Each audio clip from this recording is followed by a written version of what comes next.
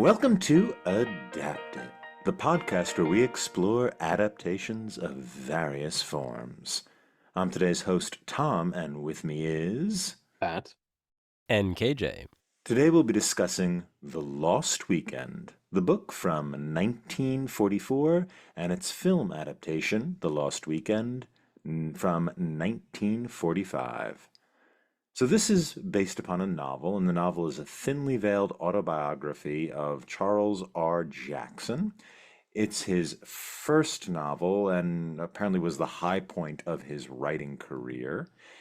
And we, in that book, follow Don Burnham, a hopeless drunk and college dropout who lives with his brother in Midtown Manhattan, but is left alone for one weekend, and he takes complete advantage of the opportunity, getting completely blackout drunk every day and night of that long weekend, neglecting his girlfriend, waking up in the hospital, never quite knowing who he has talked to or what he has said, hallucinating rodents, killing rodents, and by the weekend's end, he is ready to do it all over again, completely surprised as to why anyone made a fuss.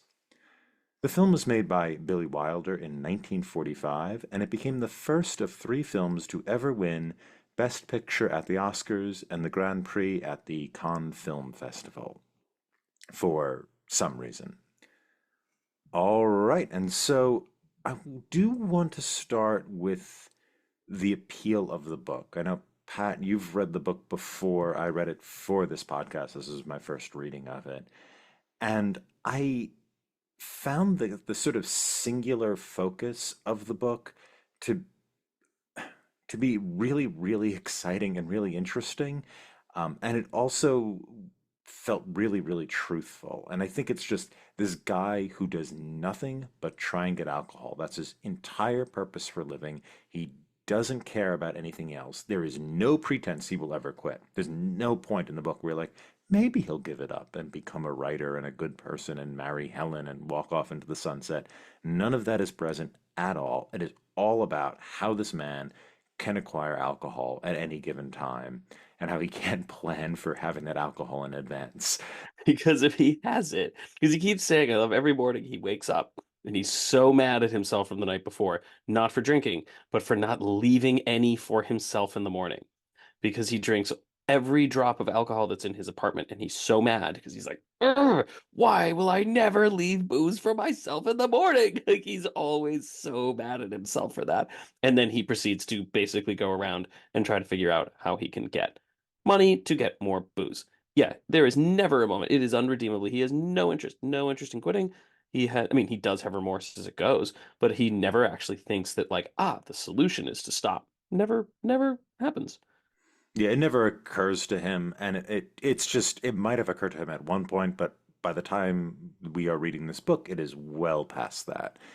And I think that's what's so interesting about it. There isn't this sort of like, oh, if I could quit, I could really be something or be someone.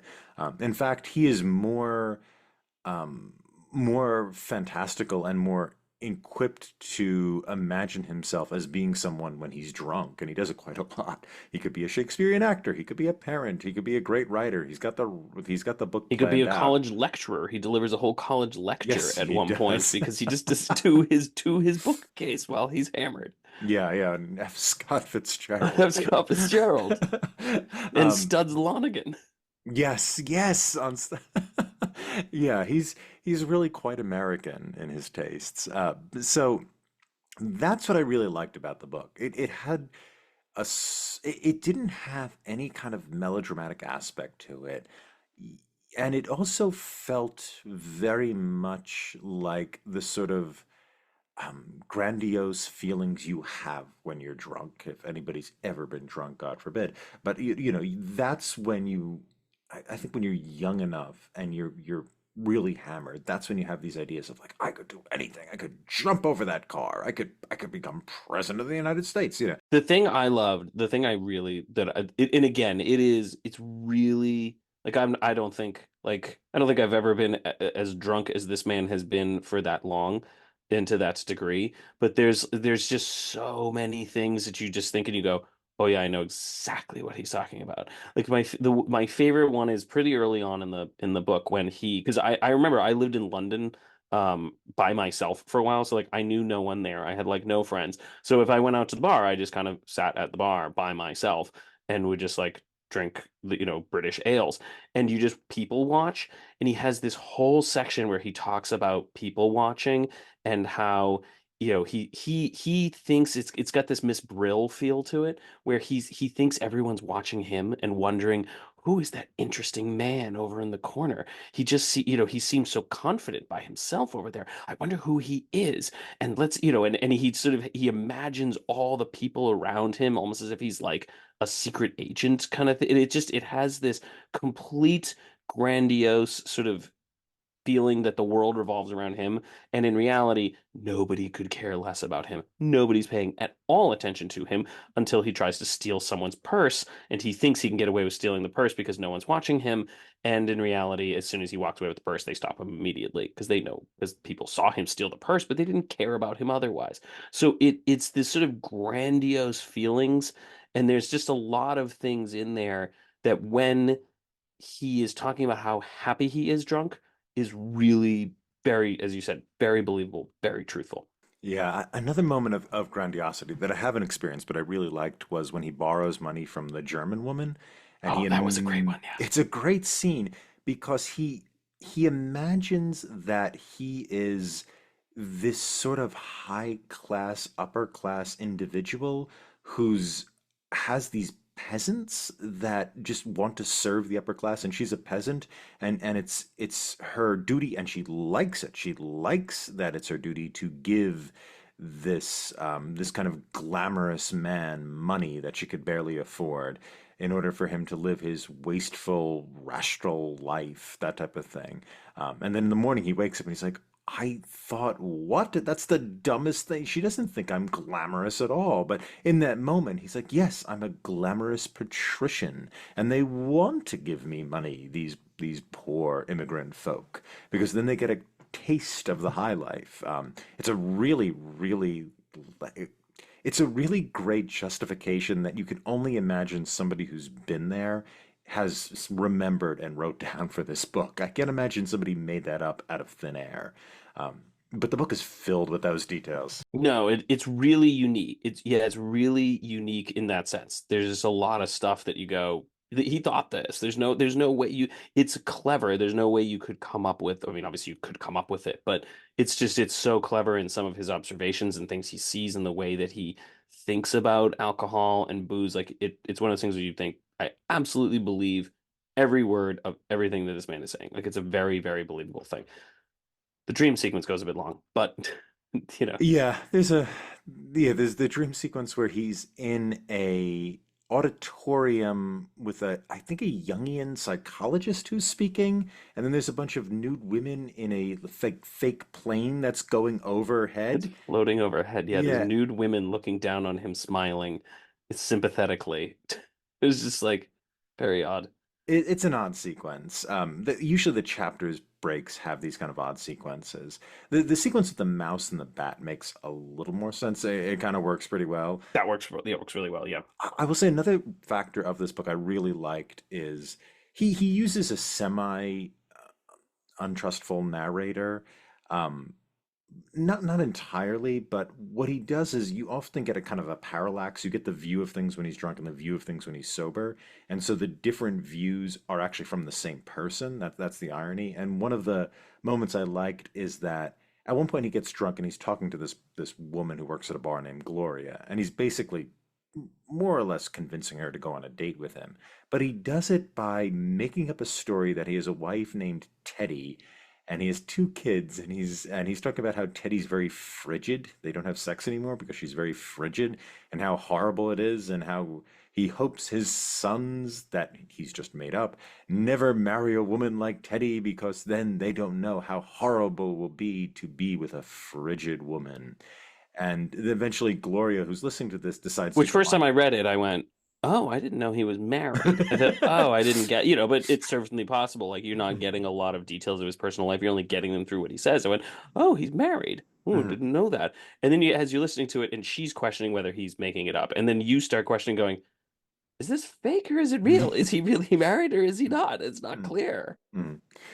Yeah, and then so he they decide to go on a date, and he obviously doesn't show up on the date because he's forgotten about it. And the next morning he runs into Gloria again, and he's got a black eye, and she's like, "You stood me up." And it's like, "What are you talking about?" "Oh my God, your eye! Did Teddy do that?" And he's like, "Who's Teddy?" "Your wife, stupid." And then it's a first person narration, so he's like, how in the hell did she get the dumb idea that I'm married? Who told her that? That's so stupid. And he's so mad because he's sober at this point and he just doesn't want to be sober at all. And so you get those two perspectives of it, but they're from the same person. He just can't remember things he's done. And it's really, really funny. It doesn't really come off in the movie quite because you can't Yeah, now let's trash the quite get movie. that kind of Let's all humor. go. Yeah, Let's go. let's Let's all go trash the trash movie. the Now that's movie. what we're all here for, people. Yeah, yeah. I do want to at some point mention Cage's observation that it actually is borrowing a lot from noir, Yes.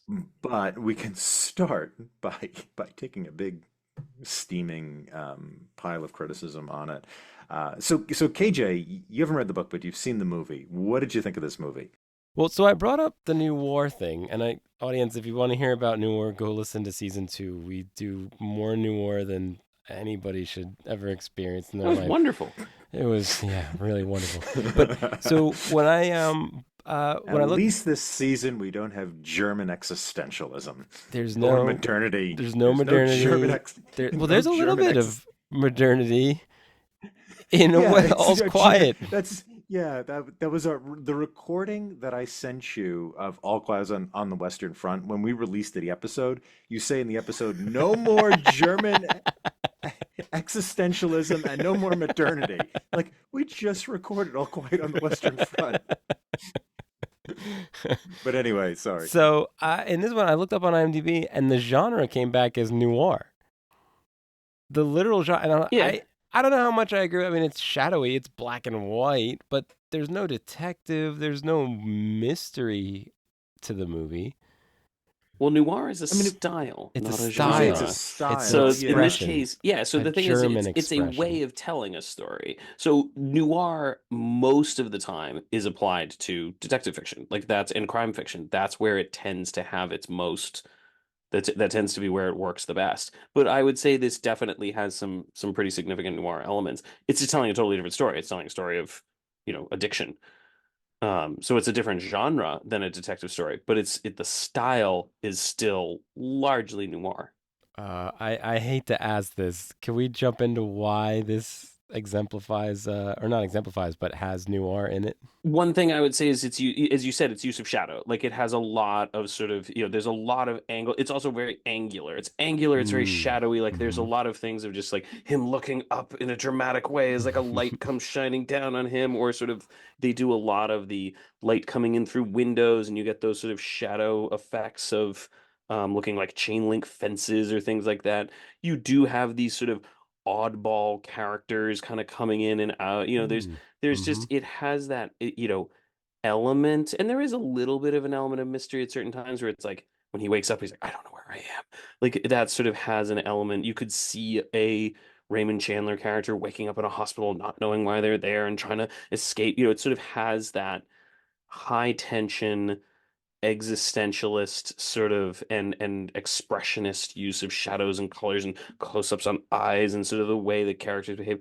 I would say those are amongst the things that make it noir. Make it Tom? noirish. Yeah. Yeah, noirish. Tom, anything else?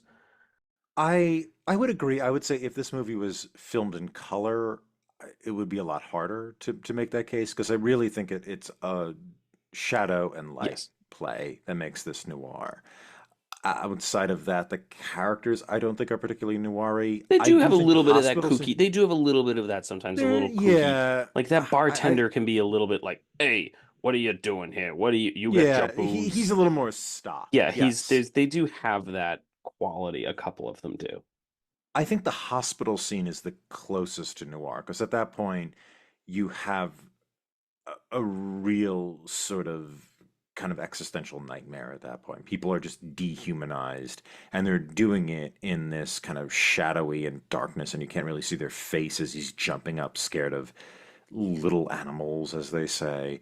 That's what I would say. Outside of that, I think that it doesn't exemplify noir particularly well, but it is what eventually happens to noir, which is there's a play of light and shadow, and we could use the black and white in a stylish way, and they are in this film.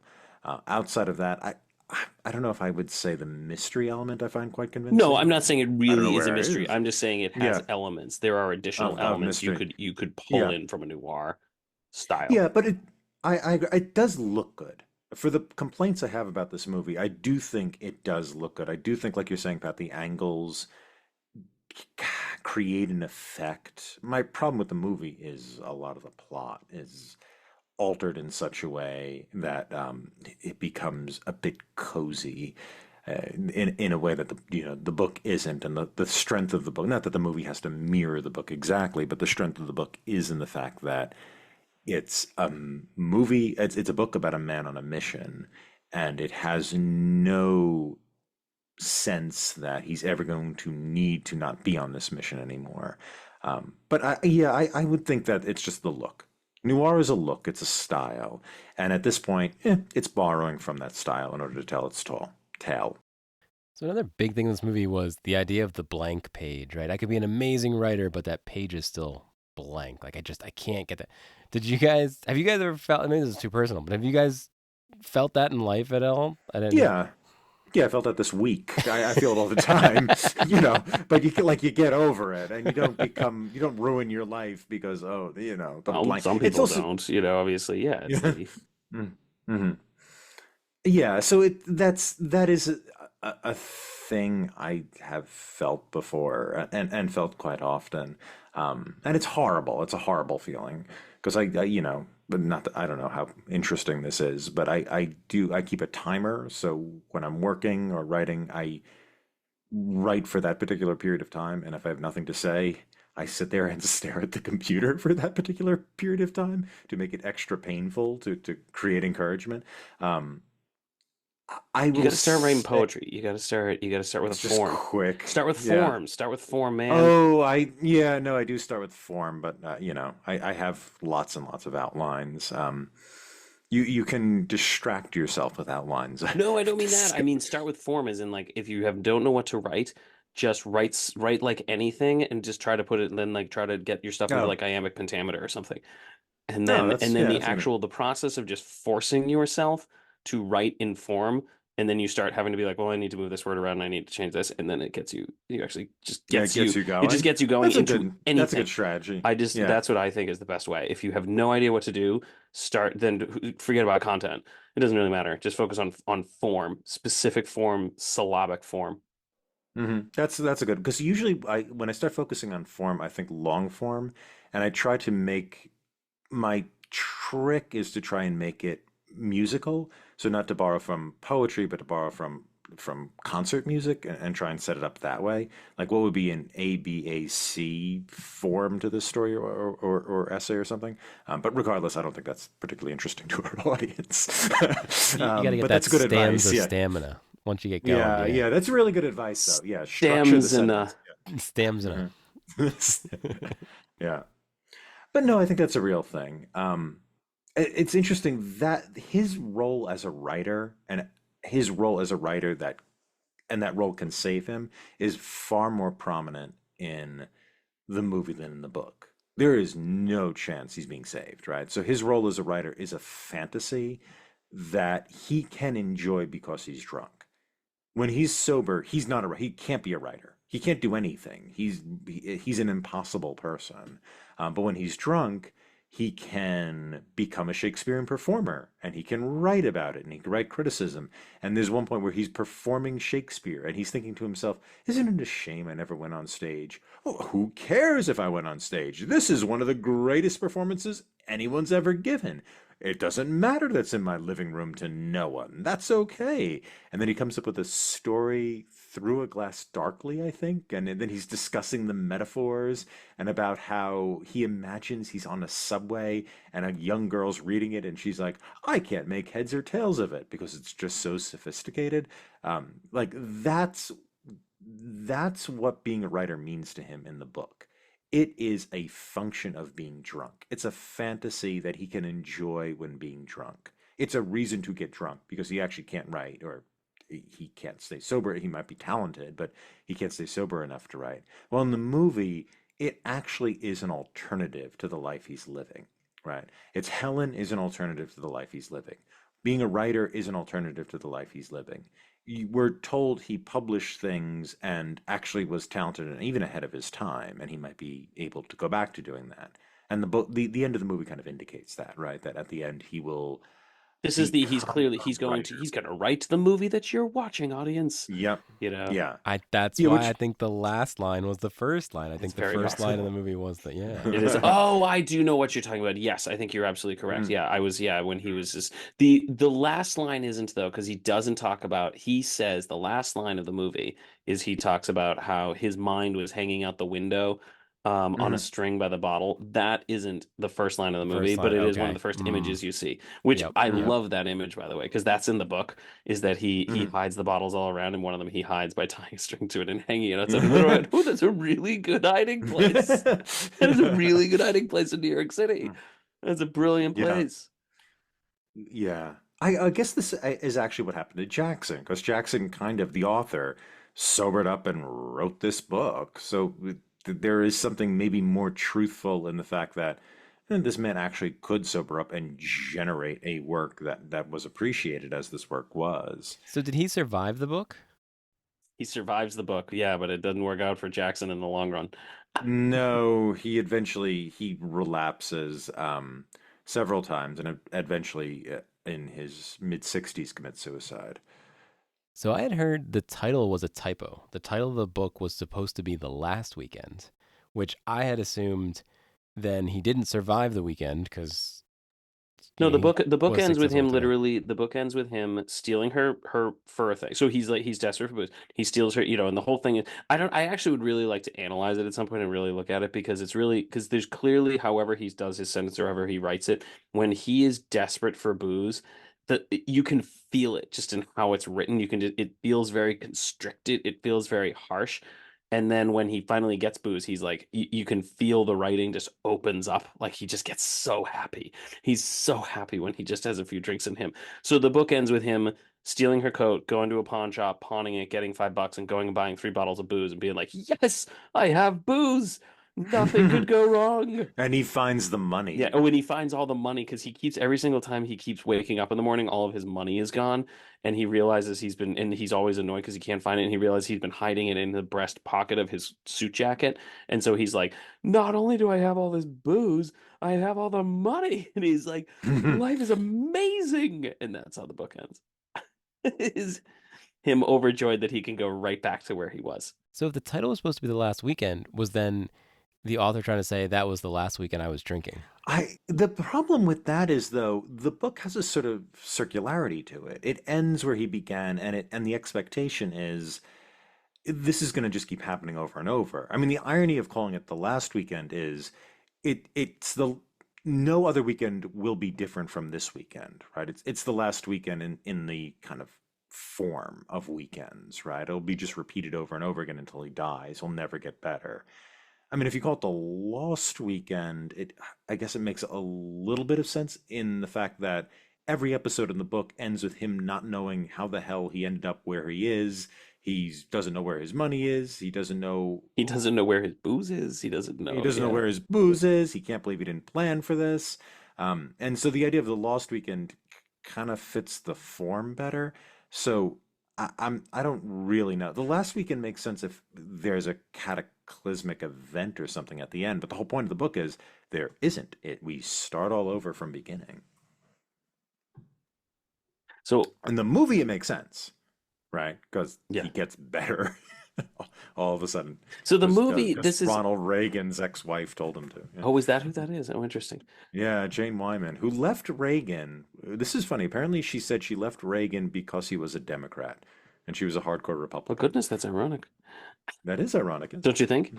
But the so this is my theory as to what's like. So the book in very many ways reminds me of Iceman Cometh. Like it has that, Tom, you know it? it. It has that Oh feel of yeah, yeah. Iceman Cometh. So KJ in The Iceman Cometh, it's a play, and the whole thing is it's all just, inveterate drunks who drink because they drink because that's all they do, and part of the idea is that when they get drunk they have all these sort of, they call them pipe dreams about their past. They sort of have these visions of what their past were like and why they drink now, and then they have pipe dreams about the future because they always think like tomorrow I'm going to quit drinking and I'm going to go get my old job back at the law firm and I'm going to go rejoin the police force and I'm going to go back and run for political office and they all have these dreams of what they're going to do the next day, and of course they don't. They get drunk and then they wake up the next day and say, but tomorrow I'm going to go to the, so the book has that feel, and it's not condemning the drinking like Iceman Cometh isn't. This I think is a little more. The book The Lost Weekend is sort of a little more. It's certainly more critical of it, but it's not sort of as dramatically critical. Like one of the big things that oh, so let me finish. The movie is more like a temperance novel or something. Like it's Oh clearly, yeah. it reminds me of this book I remember reading and writing a paper on in college called 10 Nights in a Bar Room, which was the one of the best-selling novels of the 19th century. And it's a temperance novel. It's this book about this guy who goes to this bar, in this small village, every, once a year for 10 years or so. And, it just slowly the whole town falls apart and everybody's drinking and then they all murder each other. And, it's like, it's just this, it's meant to be like, keep off the booze. And this movie definitely has a bit of that. It's reminded me of that of Reefer Madness. Do you guys ever see that one? Like it has a Yes. very Reefer Madness feel to it. Now, I don't deny that the alcoholism is real. Like there is absolutely a major problem with it, but the depiction here tends to lean a bit into the Reefer Madness feel to it. That's why I was joking about the musical score last week, where it's just the like and it's trying to just irritate you almost. It's trying to just grate at you. And so a lot of it doesn't really feel very dramatic. And so because they're just trying to convince you not to drink, so they're just showing a man who's sweating a lot walking around. You're just sort of like, it's not really that interesting. The book, the sequence where he has to take the typewriter, is again one of the better sequences of the book because It's great. it's more obvious because he's so out of it. He literally is like, I can't walk 3 blocks to get to the pawn shop. And he does, and it's closed. And then he just keeps walking to pawn shops for 60 blocks. And he's just sort of, the reader clearly is like, clearly something is going on. Why are they all closed? All the pawn shops, there's clearly something going on, but he can't register it in the book. And it's just pages and pages and pages of him going to pawn shops. And it really works really, really well. In the movie, I don't think it does. It's trying to force dramatic tension onto a message about booze. And one of my favorite examples of this is actually in the very, very beginning. Because in the book, the brother and Helen never mention once to him his drinking. They never mention it. They intentionally avoid it. There is no mention of the fact that when he says he's not going to go see the show, that they're worried he's going to be hiding booze. Everyone is trying to avoid mentioning the topic, and that creates tension. It creates actual tension because everyone's avoiding the topic. Whereas in the movie, they are like, well, we can't do that. We have to create tension. So they just bring it to the forefront, and that ruins it because now the tension's so obvious and they're just yelling at each other. And it's like, well, this isn't really very good now. It works really well in the book, and you could make the movie work. I think the movie just was like, we got to bring that tension up. We got to bring it to the forefront. We got to make sure the audience understands the point here. And I don't think it worked personally. It doesn't work. And part of it too is the role of Helen is changed in a substantial way that Yeah, it becomes a sucks a romance. It becomes lot almost a of the mini like romantic comedy, almost like it does. And she's a like, very good I'm romantic gonna comedy, but fight yeah. Yeah, yeah. I'm gonna fight for you, just because I have competition, I'll fight for you. What's the dynamic in the book, which is much more interesting and makes more sense, is that she never really mentions his drinking. I don't think ever. No, And she even never if she mentions it. does, it's yeah. And she's also incredibly kind to him. And the reason why she kicks him out, is that once he is sober and on his feet, he doesn't need her anymore. And so she's like, "You don't need me anymore. You're done. Go home." But whenever he is in need, and he's much more in need in the book. I mean, he's so drunk he can't. Or when he's sobering up, he hasn't eaten in days, so he can't stand He can't up. put He it. He barely pees himself. he can't He put pees his yeah himself. He takes his pants off. He's sitting there with no pants on when she walks in the room, and she gives him clothing, and he can't put them on. He's like, I can't. I literally can't move enough because he hasn't eaten in like 3 days, and he's basically is like, I can't move enough to put my pants on. So like, he is way worse in the book. Yeah. And he's also like his eye is misshapen and he's got a fractured skull. I mean, he's in really bad shape. And what disturbs him most is that she doesn't judge him. She never judge. She just takes care of him. And, if the maid is bothering you, tell the maid to scram. There's no judgment there. And he hates that. He hates that because there's this sort of grace that he really doesn't deserve. And it's all the more clear because she is so kind and she never mentions the problem. And all he wants to do is get away from her. When he's in her home, all he wants to do is get back to his home because he's just humiliated by being around this person. And you lose that dynamic when it becomes this kind of romantic comedy. When it becomes, "Oh, I'll fight for you and we'll go off together and we're gonna make it and you're gonna be a writer," all of that is lost. And so you don't, so the dimension of his character, which is so upsetting, and also so humanizing, which is he feels such incredible shame, and it's why he hates to be around his brother too, is that he has these people who, especially Helen, who treat him well, who take care of him when he's done, and don't ever accuse him of anything. And he makes that a real point. Helen is very, very careful never to make an accusation or never to demand anything. And boy, does he hate that, and seems to hate her for it. Yeah, But it's I think he even all says at some lost. point, yeah, he says at some point, he's like, I wish they would yell at me. I wish they would tell me I'm a terrible person. I wish they would do these things, but they won't. And he's even mad. He's even angrier because they won't just tell him off. And he's sort of, he wants them to do it and they won't. And that just irritates him all the more. And yeah. And it's totally lost. And that's 100% believable. It's absolutely believable. And yet, having dealt with like some alcoholic friends in in college where it was just like everyone just avoided the topic. And I think that's more what you would do. You wouldn't go to the person and accuse them, and sort of do the like, how could you do it, Don? How could you do it? Why would you do it again, Don? Like you wouldn't do that with someone who's an alcoholic. The book is much more true to what people would probably do, which is just not talk about it. Like we'll pretend it didn't happen. We'll pretend that this time it's going to work. We'll see what happens, and we'll hope for the best. But we're just not going to talk about it. And then when it all blows up, we'll just say, okay, we're going to not talk about what happened. We're just going to keep. That feels much more probable, possible than the movie. But the movie, again, I think it wants drama. It wants drama on the front, and it's gonna pull it up. And it's odd, you don't need any of that. There's No, you could make this movie a lot better. you can make this movie a lot better, and I understand there's certain aspects to it that would be hard, like having his discolored eye. At one point when he Why falls, didn't they do? I mean, I he guess they just didn't want that the actors doesn't want to disfigure himself, but you know. yeah, I guess you don't want to look at like a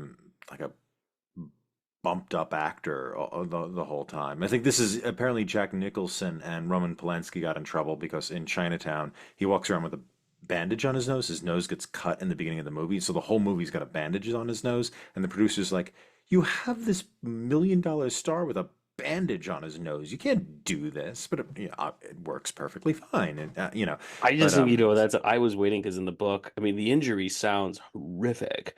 In the book, he basically he breaks the interior part of his eye, like the bone right there, and then it's like his eyes is like bugging out, and there's a massive bruise. It says like it looks like he's been slashed with a knife, like running across his face. I mean, he sounds like the most twisted version of like the Joker or Two-Face or something. Like he Mm. sounds horrific, this injury, and he forgets he has it at certain points. So he's like walking around like talking to people, and everyone's like, "Whoa, you look horrible."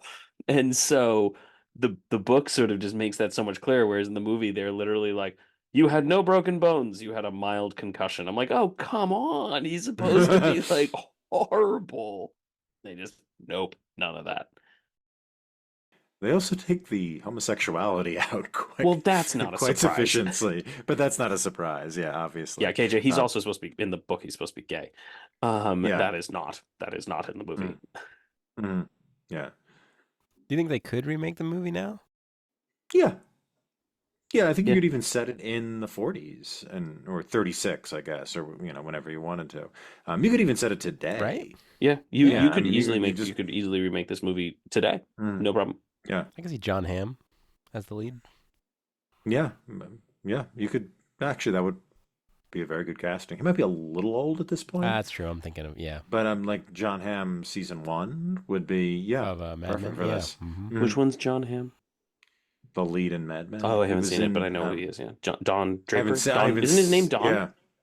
Hmm. Wonder if In the it's show. Yeah, his name is Yep. also yeah. yeah. Though I Uh, actually haven't seen Mad Men either. No, I saw one episode of Mad Men three times. Every time somebody said, "You got to watch the show Mad Men," they put on this one episode, which is fine. It's not like this brilliant episode. I don't know why they keep showing me this one, but I just the only reason I really liked it was there's an actor in it who was in Mulholland Drive, and I haven't seen this guy in anything other than this episode of Mad Men and Mulholland Drive, and so I'm like, oh, it's the Mulholland Drive guy. But anyway, But you could absolutely remake this, and I thought the same. I haven't even seen Mad Men, but I thought of Don Draper. Like, and I actually did. I didn't even think that his name is Don. Like, I don't know whether that was intention, whether they were throwing back to this or not. But it has a very. Those characters feel like they're in the same. They're playing from the same, playbook. Um, and you absolutely could remake it, and you probably can make a better version of it. I get. So this becomes a question: why did this win Best Picture in 1945? I don't know, but it was also it's one of the only movies to win the Grand Prix as well. So it wasn't this like it was this international hit and incredibly well regarded. I don't know what did it. What did it beat out? Let's look at that. I think, I mean, I don't know what it beat out, but I do think this is the now the problem was we I think we named this episode right, like, encounter like what was it? Encountering demons or something? What do we something demons, defeating demons, Confronting uncovering, post-war confronting demons. confronting demons. So post-war demons. Well, this is in the middle of the war, but I do think there was a little bit more in this time period. I mean, there's an obsession today with mental health. I think there was a little bit of a more of a consciousness of mental health, and there was a consciousness here of this as like of alcoholism as and I do think it was more of a problem then than it is now as a really big societal problem that needed to be addressed. I think that it was more prominent than it is, and I think there was a sense that it, especially after the war, needed to get attention. And I think, despite its flaws, it does bring it to the forefront. It sort of addresses this topic in the same sense. Reefer Madness is more propagandistic, but it does, it brings a particular problem that was a major problem right up to the front, and sort of now you can converse about it. Once you've put it on screen, you can talk about it. And I'm thinking that might be a large part of the reason is that more again, this is more it might not have been the best movie of that year, but it was the most impactful. It brought a particular topic to the forefront. I would put the same thing as like there are plenty of modern movies like that, I think. Brokeback Mountain is probably not the best movie of that year, but it took a particular topic which was somewhat taboo. It put it up on screen and therefore made it more appropriate to talk about. So I think that might be part of the reason why this is winning is the same reason that a movie like Brokeback Mountain wins. Or Not the best Crash, movie. I haven't seen Crash. Is that about drugs? racism. Okay. Same idea though, that there are topics that are taboo and difficult to talk about, and even if they're not the best movie, by putting them on screen, they make it more appropriate to talk about that particular topic. I think that might be what's going on here. Yeah, it's interesting. There does seem to be a history in the Oscars of that type of attitude of we need to talk about this. Well, I We need think to this take a might be the stand. first one that's really doing it, though. I don't know if any of the previous ones were doing that. Like looking at the ones from the 20s and the 30s, do any of those? I guess it's only the 30s, really. Yeah. But I don't know Uh, if the previous ones, like, Ziegfeld's Follies isn't really bringing up a particular topic of, controversy. yeah, so a social problem that we need to Yeah. fix. I But don't this one I really think know. is. Hmm. This one feels like the first one to do that. Um, Grapes of Wrath, maybe. oh, Grapes of Yeah, Wrath, Grapes of actually. Wrath Grapes does of it. Wrath. Yeah, Did that win Best Picture? I think so. It was nominated in Okay. 41. Hmm. I didn't think so. But still, that's a similar kind of concept, though. That's why, but I do think this might be the first one to win Best Picture. That it's taking sort of a social problem, putting it on screen. I don't know. What other movies were nominated that year? So the other movies nominated in 1946 are Anchors Away, Mildred Pierce, Spellbound, and The Bells of St. Mary's. Bells of St. Mary. Um, that shouldn't have won either. By the way, though, good trivia question. If you ever want to wow with trivia, there are only three movies that were sequels nominated for Best Picture, where the previous movie in the series also was nominated for Best Picture. Well, it had to be The Godfather. That's That is one of one of them. them. Godfather Uh, is one. there's To give a three of hint, them. it's The Bells of St. Mary Oh, is the second one. That's the sequel to Going My Way, which won Best Picture in 1945. oh, And the okay. and the Wow. third one is pretty recent. Avatar 2. No. Did Avatar 2 get nominated? If it did, then my trivia question has to change. If it did, then my trivia question has to Most change. recent. I have It might no have idea. been even the previous year it was nominated, but What's the other one, Pat? Lord of the Rings. Oh, of Oh, yeah, of course. course. Yeah. Lord of the Well, Rings. Fellowship and Two Towers didn't win, so They this were just nominated. That's I said they were nominated. nominated though. Mm. And then another movie coming up. We're recording this in 2024. Gladiator 2 might be added to the list. There's Gladiator too. No. Yeah. Oh, is Djimon Hounsou coming back? I liked him in that movie. Who? Djimon Hounsou. I don't know who The that is. guy He that was the one heals in he him was in with he was in Amistad. He's in that one. He's a good actor. I met him once in New York. He's a nice guy. Oh, that Um, guy. yeah, Hmm. Yeah, but I'm that's wondering cool. if he's in it. He was the only person I liked in that movie. Hmm. Oh God. Um, Well, Walking Phoenix dies, right, in the first movie, so he can't be back. one would hope. Yeah. Some somehow the Emperor Hmm. is back. Yeah. We'll have to wait for the opening scroll audience to Mm. see about that one. Yeah. Yeah, I guess this is one of those, it's like, is it a social problem picture? Will we classify it as a social problem picture? No, because I think it's dealing with it's dealing with a social problem, but I think a social problem one has to deal with the problem more on a societal level. This is dealing with the problem on a really specific On an individual level, yeah. individual level. Like it's Hmm. not as if it's like every alcoholic should become a writer. Like there's no sense of sort of that like that's the solution per se, or even that like every alcoholic needs to find the thing that makes them special and pursue that. Like It's I about don't this think that's what guy. it's. It's Yeah, it's about this about this individual. guy, but it's certainly exploring a social problem. Again, in the same sense that like Requiem for a Dream does or something like that. Yeah, that's true. And well, I wouldn't. something like Crash is exploring the social problem as it's spread out through society, or Doll's House is exploring the problem of marriage and Yeah, in that type of general. society. Yeah. Yeah, so I don't think it's truly what would be considered a classic social problem drama, but it is certainly dealing with a Those social problem, issues. with a Yeah. specific problem. Hmm. Um, and I think it's putting it up there to say we should talk about this problem. This is something that we should address. Yeah. Yeah. And maybe that's why it won. Because it was immensely, immensely popular. And I do think that at least from what I've seen, it's like that it's just it was not to say that alcoholism isn't a problem now, but it was way more of a problem, it feels like, then.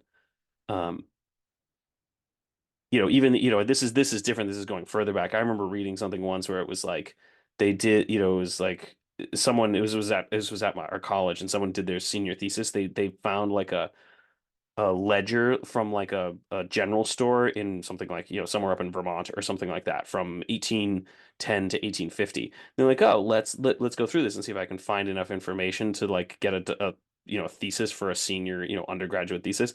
And one of the things he found was the amount of just hard cider that this place was selling. And they have all the census records, so they know who lived there and they know how many people were there. And they were like, if you subtract out the children and assume that generally speaking, women weren't drinking very much then. He's like, basically, the amount of hard cider that was being consumed means that most men were pretty tanked all the time. It was just like they were consuming an enormous amount of just hard cider. And there's sort of this so this is why like temperance movements become much bigger because I think there was a much bigger problem. And it's not to say that it's not a problem now, but I don't think it just doesn't feel like, especially given the way that's treated in a lot of films and literature and things like that at the time, there's just a lot more of it very prominently there. Yeah, and I guess you're also dealing with it's been about what 12, 13, 14 years since Prohibition at this point. Prohibition starts in no longer than that. I mean, in this particular because Prohibition is 1920. 32, right? It ends or It 33. it ends in no because it ends during the FDR administration, so 34, It ends I that think. late. Okay. It ends 34, I think, because it ends during the FDR administration. I think it's 34. Yeah. Okay. So you're now, yeah, so you're about About 12 12 years into years into the end of Prohibition, yes. yeah, after Prohibition is over. And so I guess this issue comes up again in a new way. It used to be a thing you discussed in terms of legality. It's something gangsters did or something like that, which is usually how alcohol was discussed before Prohibition ended. Um, and you see it in movies too. This is, the gangster film, they're running alcohol. And now it's kind of returned to the common person. And I guess we haven't seen a lot of films in which, or there hasn't been a lot of cinema in which people could just go out and get drinks, right? For most of, or almost Yeah. most of film history, yeah, that was an illegal thing. And so it had a particular glare to it. And this is a movie where you see a person who can go out and get alcohol at any time. And like apparently you can get out at like 8 o'clock. You could just go out to a bar and apparently they would be open and you could go, you could start drinking. And so I wonder if that's a different take Well, the movie, on the this movie, concept. but the thing is, the movie, you're right, because the book doesn't do this, but the movie makes it a very specific statement when they're, Ernie Bishop from It's a Wonderful Life, whatever his name is in the movie. But when he's the guy is the nurse in the ward, when he's talking to him, he says, "Oh, this is actually it's much better now. You should have seen it during Prohibition. This place was packed. I think it was way worse during Prohibition." So there's this sense that Prohibition had a big impact on it. And so yeah, I wonder something is going on. I don't know enough about it, but something is going on societally that this was felt to be an important topic. Yeah. Yeah, I think it's passing. And I wonder too, this comes out at the end of the war. People are coming home. I wonder if you're seeing people with war experiences now in mass at home with alcohol legal, right? Because you didn't come Probably, home yeah. from, yeah, you didn't really come home from World War I with legal alcohol, and now you do. And maybe that's part of an issue, even though Burnham is obviously not a combat veteran of any sort, or a veteran of any sort, or a former military But person. Time of Your Life is dealing with Hmm. topics like that. Even Yeah, something yeah. like Blue Dahlia is dealing with topics like that of just, issues of people returning home with injuries that aren't obvious. And how do you deal with that? Yeah, or like the best year of our life too was another one. Like the injuries Oh, are that was the one. Is more that the one I'm obvious thinking of? The Best Year of Our with the Life. That's with the the one I was man who thinking has of. the Yeah. hook hands. Yeah. Yeah, that guy. That's Hmm. oh yeah, bit best. Is that best? I thought that was is that Best I Year of thought Your it was Life? the best year of. Oh, you know what time of your that's the Soroyan play, you're right? Yeah, best yeah. It won the next year. It won Best Picture that I think at 46, 47. In 47, the Yeah, best years of our there it is. lives The Mhm. won Best Yeah, years of best our years of lives. our Best lives. Picture. Yeah. So that's about returning war veterans. And there's the guy with the hook for his hands is the physical representation of injuries coming back, and the other guy in that movie is the one who's representing the mental injuries of coming back. He has no physical problems, but he's also equally scarred, is sort of the idea. And I think that these are topics that were important to deal with at the time, and I suspect that's why these are winning, even though I don't think anyone's Casablanca, great to watch.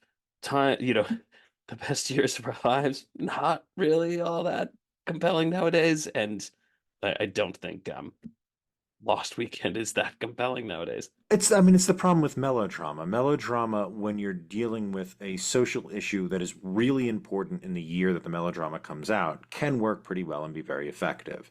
In 10, 20, 30, 60, 70 years, it stops being effective, which means is if you want to really convey whatever kind of message or critique that you have, and you want it to last, melodrama is a real bad road to go down if you want to do that. You have to kind of find a new means of doing that. And I think it's if you look at a film that has pretty heavy social critiques that we did, All Quiet on the Western Front, yes, some of the book scenes are a little corny and eye-rolly, but a lot of that movie feels very, very vibrant and real. And I think it's just Because it's not melodramatic. it's Yeah. not melodramatic. And when it is melodramatic, you kind of tune out, right? Like when he goes back to the schoolhouse, when the main character goes back to the schoolhouse and talks to the students about how the war isn't inspiring, and they all boo him and call him a coward. Like that scene we kind of roll our eyes at, but a lot else in that movie we don't. And I think that's the problem here. It's a really good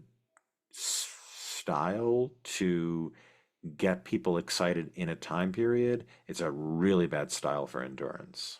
So speaking of style, is The Lost Weekend the first noir film to win Best Picture? Is it? What else Could be, yeah. Might I'm trying to be. think. I can't think of another one. Peak noir. hmm Yeah, I mean, Maltese Falcon lost to, I think, Mrs. Miniver, but um, it was nominated, but I can't think of another one. Yes, maybe we Yeah. finally found an Oscar-winning noir in our Noir. season after noir. Noir. Poor KJ, he can't escape it. Well, because as soon as you hit the 40s, as soon as you hit the 40s and the You're 50s, there. you're gonna find any noir movies. Yeah. Yeah, wait till we get to Oppenheimer. It's a noir. Is it? No. God. I don't... I will say I am not looking forward to that, to either of those materials for that week. So actually, the Maltese Falcon lost to How Green Was My Oh, Valley. right. How green? Oh, Because that was the Citizen Kane Kane year. year. That was the Kane, Citizen yep. Kane year. Yeah, That's yeah, where yeah. Randolph Hearst made sure that movie Yeah. did not win. Yeah, that's right. Oh, yeah, that's right. Maltese Falcon was that year. And Citizen Kane does have a lot of noir elements to it. Yeah, it does. It's pretty noir-y. Yeah. I still haven't seen How Green Was My Valley. I hear it's okay. I still haven't either. It's a There's John another Ford really movie. I think there's another really good movie that year though, because I think it was Maltese Falcon, Citizen Kane. I think there's a third one. What else was nominated that year? Do you have a KJ? Yeah, so in 1942, Blossoms in the Dust, Citizens Yeah. Kane, Here Comes Mr. Oh, Jordan, okay, never mind. Hold Back the Dawn, One Foot in Heaven, Sergeant York, Suspicion, The Little Oh, Foxes. Little A Foxes. Little Maltese Foxes. Maybe Fox. that's what you're thinking of. That might be Little Foxes. I like Little Okay. Foxes. hmm I heard Sergeant York is good. So I think it's Little Foxes, yeah, because that was the year. So it was Little Foxes, Maltese Falcon, Citizen Kane, and then How Green Was My Valley one. Like that was fixed. Pretty green. Yeah, How Green Was My Valley? Pretty green, man. Any other last thoughts on the Any Lost other Weekend? lost thoughts? The Last Weekend, Noir. The last Any other weekend. lost thoughts on the Get it? Lost thoughts on the last weekend. Last thoughts on the lost. Any last thoughts on the Lost Weekend? How Green Was My Valley? Little I Foxes. do have a last green Hmm. thought on the Lost Weekend. Oh. If Nick was here, I think he'd point this out. The trope's not the right word, of flipping his cigarette in the movie. Does he do that a How lot? annoying was that? Well, she does it. He puts the cigarette in the wrong way, and she flips it for him to fix it. Happens like 5 or Oh, 8 did it? I times. didn't even notice. Yeah, I didn't notice. Is that in the book? No. No, they Oh don't. gosh, no, I didn't even notice that. Mm, mm. I think Nick would have pointed it out if Nick was here. We'll have to get Nick on one of these. Yeah. Where is we gotta get Nick on one of these. Have him come for the musicals next week. Oh, Nick, how green is your valley? Let No, us know. bring him in from My Fair Lady. I think he would love it. oh, is My Fair Lady on the list? I think That's it is. next. It's coming up. That's next My week. Fair Lady, audience. Get hyped. Pygmalion. No, I Pygmalion, meant the New York Times list. What New York Times list? Oh, audience, Nick became obsessed isn't quite the right word. He became goal oriented towards the New York Times 1000 Oh God! movie list. And he's doing quite well, audience. sure I My Fair don't know Lady's if we on should there. reveal his actual Yeah, number. if it's but let me 1,000 look, movies, it's gotta It's be on there. 1,000 movies. You've Yep, got My Fair Lady's you've got on a there. very wide net for 1,000 movies. We could get him like and That's West Side 100 Story. movies a year for basically the history of film. Like Yeah. 100 movies a year. Can you imagine watching 100 movies from 1995? Do you think there were 100 good movies from 1995? Adam Sandler probably had But a that's few. what I mean. Like you're basically going to be like, all right, I guess I gotta go watch The Sphere now. Like, I didn't hate that movie. I didn't either. I just hated the ending where it was like, we'll just all pretend we don't remember. I don't know. All right. Do you guys want to know the 1995 New York Oh, Times? yes, we do. Let's hear it. All right. So the first one I'm gonna have trouble pronouncing. La Ceremonie. Nope. Okay. Never heard It's of got like little accent marks. Mm. Leaving Las Vegas. Okay. Okay. Sense and Sensibility. Yeah. Oh, I like that. Yeah. Toy Story. Yep. Yeah. Welcome to the Dollhouse. No idea. It's disgusting. It's a really edgy. It's edgy. Okay. It's edgy. Yeah. Clueless. Yeah, that's good. Yeah, I like that. And the one we've all been waiting for, Showgirls. Oh God. Oh, I like Showgirls. What? It's like really campy and silly. I've never seen it. I It's- thought it was it- one of the worst movies of all time. Really? I think it is one of the worst movies. of all I don't time. mind bad movies, so that's Oh, fine. but it's like If a movie is bad and not taking itself seriously, I'm fine with that. yeah, Like, that's what Showgirls they're is. like yeah. Tommy Boy or something. Like Yeah. it's not a good movie, but it's great. Mhm. You know, it's just fun. Even that was my argument when Nick had us watch Fast and the Furious. I'm like, yeah, this is funny. Like this is fine. And it has But some it's- surprises in it, Fast and Furious. Yeah, and I thought that was again. I was shocked in that movie when they got halfway through and found out the guy was a cop. Like, you know, I was like, oh my gosh, I did not see that coming. So yeah, those movies are fine. It's the movies that piss me off are the ones that take themselves seriously and think they're so dramatic and they're just Beautiful garbage. American Beauty. The American Beauty. No, the worst one, the absolute worst one is $1 Million Baby. That's Yeah, the that's one pretty that's the bad. one that drives me The up. Oh, the oh, one that offends me the most still is Revolutionary Road. I haven't seen that. It's the Sam Mendes follow-up to American Beauty. It's like American Beauty, but slightly stupider and more irritating. It's the movie where they're artists in the 50s, but he gets a normal job, and so they have to move out to Long Island, like 20 minutes away from the city, where people don't have souls because it's. And there's one point Oh, where to West Egg. I just moved on to Yeah. West Egg, basically. But no, they're close because he has to commute in. So they're like right there. But then at one point, she takes out the garbage, Kate Winslet's character, and she looks around and she sees she's taken out the garbage just like everyone else. And she starts crying. Because Oh, yeah, because taking out the garbage is just beneath the artists. yeah. They need freedom. Yes. In New York City, you set your garbage on fire and throw it out the window while composing a poem. That's how everybody gets rid of their garbage in New York City, but not here in Long Island. Yeah. All right, so what are the movies we have? What are the movies we have? Oh. Is there any others? So in Showgirls, 25? we were at Showgirls. Oh, that was it. That was That's all of them it? for 95. But if there's 1,000 best movies, and there's, I guess Only- there's only 10. Now that I think about it, I guess I did that math wrong. Because 100 years of movies, you only have 10. You only have 10 movies Yeah. per year. I did that math totally wrong. That's the top 10,000 movies. 10,000. Yeah. Now Nick, we have a new list for you. I'm not I'm not a math person, even though I work in finance. So okay, now I top 10 movies per year is pretty legit. Okay, never mind. I totally take back my criticism here. That's pretty legit. That's pretty reasonable. Should we make the top 10,000 movies of That all would be time? literally, it would be 100 movies a year. But you could That's go what my mind- international. Podcast in the making. Like 100 movies a year. Do you know how many just garbage? Welcome to the top garbage 10,000. We're movies going you're to gonna the top be pulling? 10,000 movies. I hope we Top live to 10,000, 90 top because 1,000 is- that's... Top 1,000 movies is totally reasonable because yeah, it's 10 movies a year. I totally get it. Never mind. What movie are we doing next You know week? somebody, Any of them really? you know anybody who could do basic math who was listening to this entire time was going, "You are an idiot! It is not 100 movies a year. It is basic math. Move the zero." Uh, The top 10. I'm trying, like, how long would it take us if we did one a week? It would take us Pat, can you 20 do that math years. for us? It would take us 20 years, right? No, it'd take us longer than It'd that. take us longer than that. If you did one a week, that's 50. 50 divided by 10,000 is 200. Yeah, it would take us 200 weeks. Years. Years. Oh, God. This has not been a mathy episode. So we have to do a few a week, I guess. Or just hope medicine improves.